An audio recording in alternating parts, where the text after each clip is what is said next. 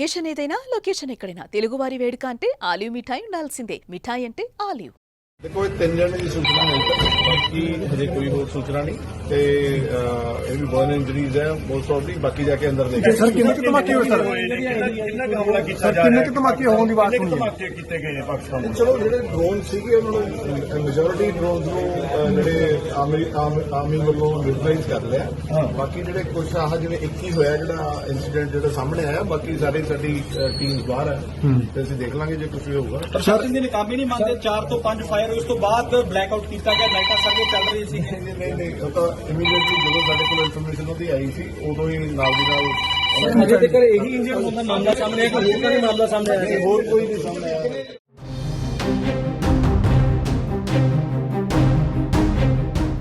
భారత్ పాకిస్తాన్ ఉద్రిక్తతల వేళ ప్రజలందరికీ ప్రభుత్వం కీలక ఆదేశాలు జారీ చేసినా కొందరు నిర్లక్ష్యం వహిస్తున్నారు.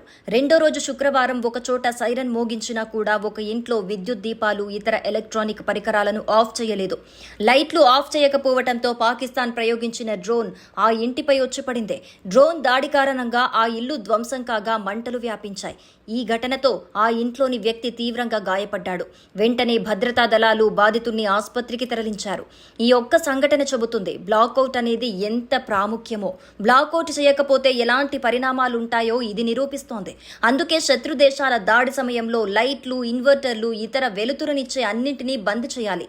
లేకపోతే భారీ నష్టం ఎదుర్కొనే అవకాశం ఉందని సైన్యం హెచ్చరిస్తోంది.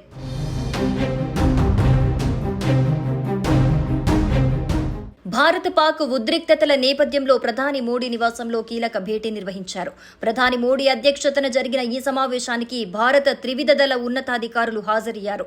Chief of defence staff general Anil Chauhan, జాతీయ భద్రతా సలహాదారు అజిత్ దోవల్ కూడా ఈ భేటీలో పాల్గొన్నారు. పాక్ చేసిన దాడులు, దానికి కౌంటర్గా భారత ప్రతిదాడులకు సంబంధించిన పరిణామాలను అధికారులు ప్రధానికి వివరించారు. ఉద్రిక్తతల వేళ త్రివిధ దళాధిపతులతో ఒకేసారి ప్రధాని భేటీ కావడంతో ఈ సమావేశానికి ప్రాధాన్యత సంతరించుకుంది. ఇక మరోవైపు టెరిటోరియల్ ఆర్మీని రంగంలోకి దించేందుకు కేంద్రం సమాయత్తమైంది. దీనికోసం భారత ఆర్మీ చీఫ్ కు కేంద్రం మరిన్ని అధికారాలను అప్పగించింది. డ్రోన్లు, మిసైల్స్ తో దాడులు చేసిన పాక్ ను భారత్ సమర్థంగా అడ్డుకుంది. ఆ రెండు విఫలం కావడంతో పాక్ మరో కుతంత్రానికి తెర తీసేందుకు ప్రయత్నిస్తున్నట్టుగా తెలుస్తోంది. సరిహద్దు ప్రాంతాల్లో దాడులు చేసి భారత్ ను ఇబ్బంది పెట్టాలనేదే పాక్ పన్నాగం. దీనితో ఆ దేశానికి అలాంటి అవకాశం ఇవ్వకుండా భారత ఆర్మీని మరింత దృఢంగా తయారు చేసేందుకు కేంద్రం నిర్ణయం తీసుకుంది.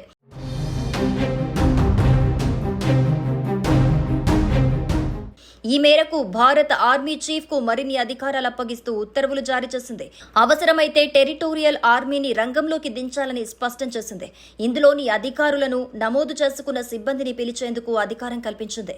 రెగ్యులర్ ఆర్మీతో కలిసి పనిచేసేందుకు సిద్ధంగా ఉండాలని కేంద్రం సూచించింది. టెరిటోరియల్ లేదా ప్రాదేశిక ఆర్మీ గురించి సింపుల్ గా చెప్పాలంటే సైనిక రిజర్వ్ ఫోర్స్. దేశంలో క్లిష్ట పరిస్థితులు ఎదురైనప్పుడు భారత ఆర్మీతో కలిసి ప్రత్యర్థితో తలపడేందుకు టెరిటోరియల్ ఆర్మీ సిద్ధంగా ఉంటుంది. ఇందులోని సిబ్బంది, అధికారులకు రెగ్యులర్ ఆర్మీ తరహాలోనే శిక్షణిస్తారు. వీరంతా బయట ఉద్యోగాలు చేసుకుంటూనే వాలంటీర్ గా సైన్యంతో పనిచేస్తుంటారు. 1948లో భారత టెరిటోరియల్ ఆర్మీ చట్టం ఆమోదించారు. ఆ తర్వాత 1949లో అధికారికంగా ప్రారంభమైంది. ప్రస్తుతం దాదాపు 50,000 మంది వరకు ఈ ఆర్మీలో ఉన్నట్లుగా సమాచారం. వీరంతా రెగ్యులర్ ఆర్మీలో భాగమే అయినప్పటికీ నిరంతరం సైన్యంతోనే ఉండరు. అవసరమైన సందర్భాల్లో కథన, ప్రకృతి వైపరీత్యాల్లో రంగంలోకి దిగుతారు.